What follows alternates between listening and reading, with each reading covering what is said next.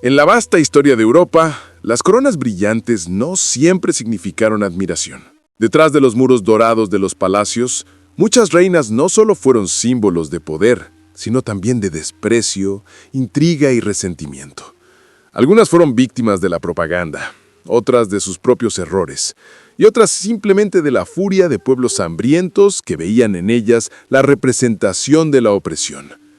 Si hay una figura que encarna como ninguna otra esta pregunta, esa es María Antonieta, la reina de Francia cuya cabeza terminó en la guillotina, pero no estuvo sola en esta larga lista de mujeres convertidas en símbolos del odio colectivo.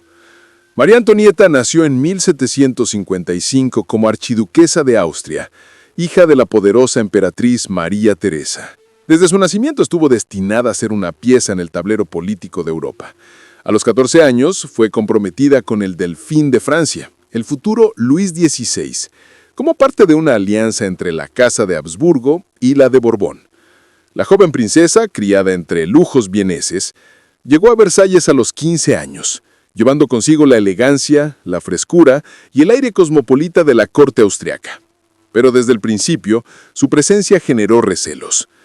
En Francia, Austria era vista con sospecha, y la figura de una delfina extranjera despertaba murmuraciones. Al convertirse en reina, María Antonieta se encontró con un país en crisis. Francia arrastraba deudas colosales tras la Guerra de los 7 años y el apoyo a la independencia de Estados Unidos. La población sufría hambre, los precios del pan se disparaban y el resentimiento hacia la nobleza crecía sin control. En ese escenario, la joven reina, amante de la moda, el teatro y la vida refinada, se convirtió en el blanco perfecto. Mientras el pueblo sufría, ella gastaba sumas exorbitantes en vestidos, pelucas y joyas. Se construyó un pequeño refugio bucólico dentro de Versalles, el Petit Trianon, donde se rodeaba de una élite selecta, lo que alimentó el rumor de que vivía desconectada de la realidad del país. El odio hacia María Antonieta no nació solo de su extravagancia, sino también de una maquinaria de propaganda implacable. Panfletos anónimos circulaban por París describiéndola como una libertina, acusándola de mantener amantes, tanto hombres como mujeres, e incluso de corromper a sus propios hijos. La infame frase «si no tienen pan, que coman pasteles» fue atribuida a ella, aunque jamás hay pruebas de que la pronunciara. Esa frase se convirtió en símbolo del desprecio que supuestamente tenía hacia su pueblo, aunque probablemente fue una invención de sus enemigos políticos. Su apodo lo decía todo, Madame Déficit. Cada problema financiero del Estado era atribuido a sus gastos, aunque en realidad el déficit provenía de guerras y mala administración acumulada. Sin embargo, la opinión pública encontró en ella un chivo expiatorio ideal. Una mujer, extranjera, poderosa, diferente. En tiempos de crisis, la furia necesita un rostro, y María Antonieta lo ofrecía con su sonrisa altiva en los retratos. Durante la Revolución Francesa, la hostilidad alcanzó niveles insoportables. El pueblo asaltó Versalles en octubre de 1789, obligando a la familia real a trasladarse a París bajo vigilancia. María Antonieta pasó de ser la reina de los bailes y las fiestas a ser la prisionera del Temple. Sus intentos de fuga, como el fallido episodio de Varennes en 1791, solo alimentaron la idea de que no era digna de confianza y que conspiraba contra Francia con potencias extranjeras. En 1793, tras la ejecución de su esposo Luis XVI, la suerte de María Antonieta estaba sellada. Fue juzgada por el Tribunal Revolucionario, acusada de traición, conspiración con Austria e incluso incestos monstruosos con su hijo, acusaciones inventadas para degradarla aún más. Con apenas 37 años, fue llevada a la guillotina el 16 de octubre. Subió al cadalso con serenidad, vestida de blanco, y sus últimas palabras fueron un pedido de disculpa al verdugo por pisar accidentalmente su pie.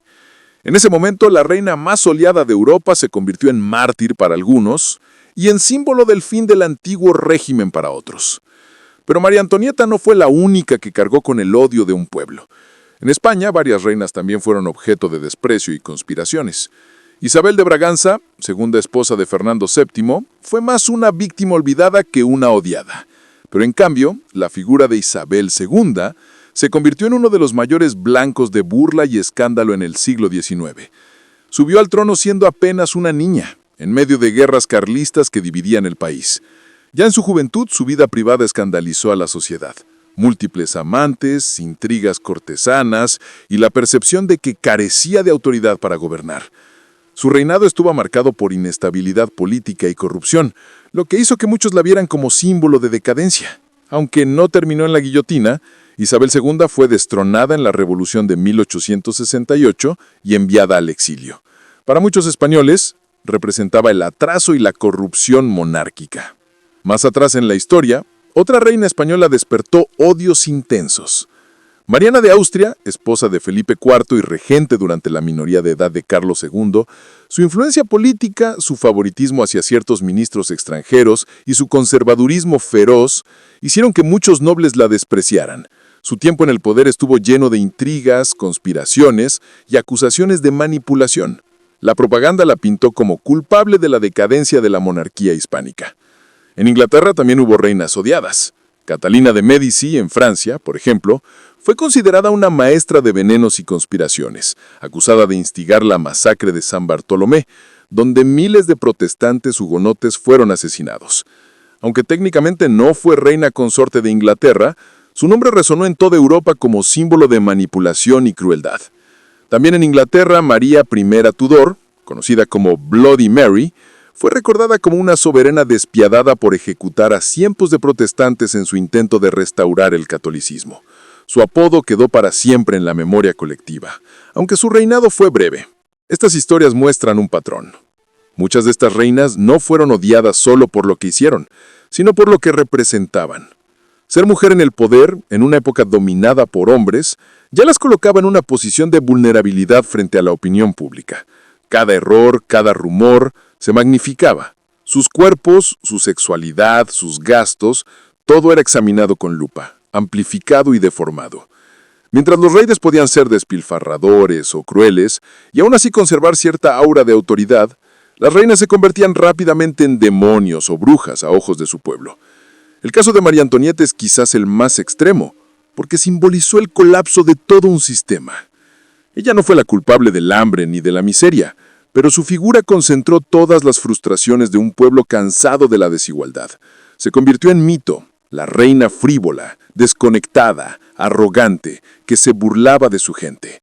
Un mito que siglos después aún persiste en películas, novelas y obras de teatro. Y sin embargo, la historia es más compleja. Detrás de la reina odiada, había una mujer joven, arrancada de su hogar a los 15 años, arrojada a una corte hostil, utilizada como moneda política y después sacrificada en nombre de una revolución. Su trágico final la humaniza, y quizá eso explique por qué con el tiempo también surgió cierta compasión hacia ella. Las reinas odiadas de Europa, ya fueran en Francia, España o Inglaterra, nos recuerdan cómo el poder femenino fue percibido con recelo, cómo el pueblo descargaba su furia en figuras visibles y cómo los mitos podían destruir reputaciones más rápido que los hechos. La pregunta ¿quién fue la reina más odiada de Europa? Quizás nunca tenga una única respuesta, porque cada época generó la suya. Pero si un nombre resuena por encima de todos, es el de María Antonieta, la joven archiduquesa austriaca convertida en reina de Francia y símbolo de un mundo que se derrumbaba.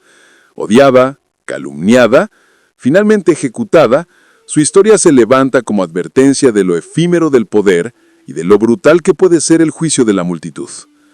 Y así, en los ecos de Versalles y en las sombras de la guillotina, su nombre sigue vivo, cargado de esa mezcla de fascinación y repulsión. Quizás fue la reina más odiada, pero también fue, paradójicamente, una de las más recordadas.